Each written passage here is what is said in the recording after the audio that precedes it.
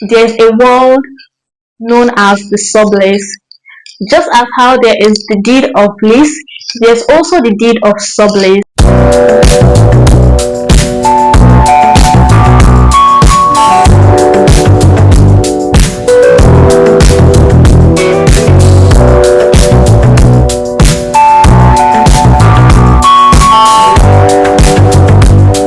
In our previous video, I talked about the deed of lease, but in this video, I'll be talking about the deed of sublease. So yes, the deed of sublease is a word that exists.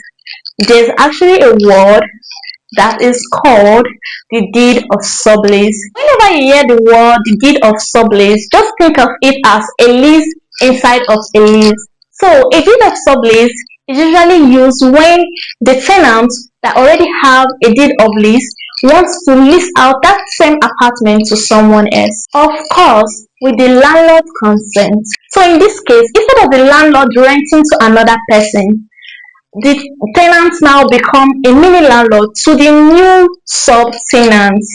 So you might be wondering now, what is the deed of sublease? A deed of sublease is a legal document that transfers part of the tenant's right of the property to another person for a shorter period while the original lease is still running. Landlord to tenant equals to deed of lease. Tenant to another tenant equals to deed of sublease. Jot this down. A tenant cannot give more rights than they already have.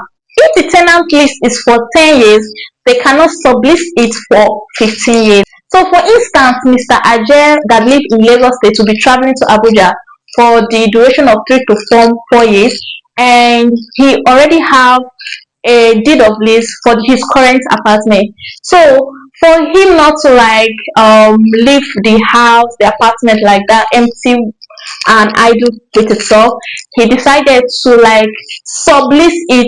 So for Mr. Ajay not to leave the apartment vacant, he can give it to someone, but that is by subleasing it to someone, and that person he sublease it to now will be like a sub-tenant. Yes, and let me say Mr. Ajay now, he won't be around for 3 to 4 years.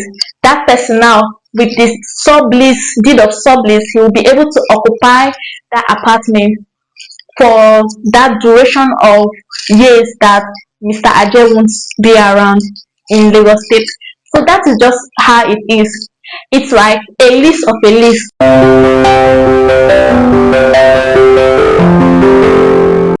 Please note this, the tenant is still tied to the landlord, but it is the sub-tenant that will be occupying the apartment under the sublease. So you must be wondering, why is sublease important? Number one, legal recognition. Without the deed of sublease, the sub-tenant will be seen as an illegal occupant. Number two, clear terms.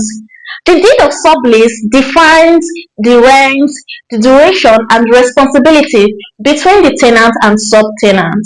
Number three, landlord protection. This will ensure that the landlord knows and consents to the sublease. Number four, security for sub-tenants.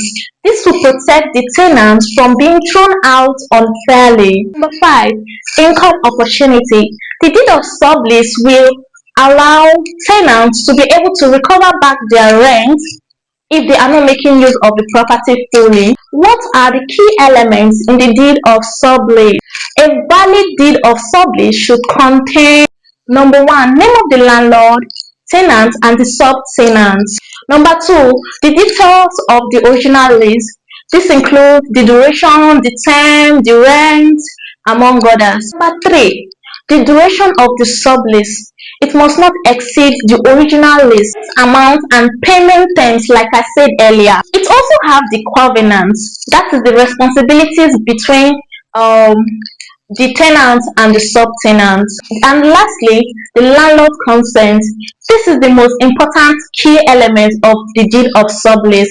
The tenant still remains responsible to the landlord, not the sub-tenant. So that is why most landlords give a written consent before the sublease is valid.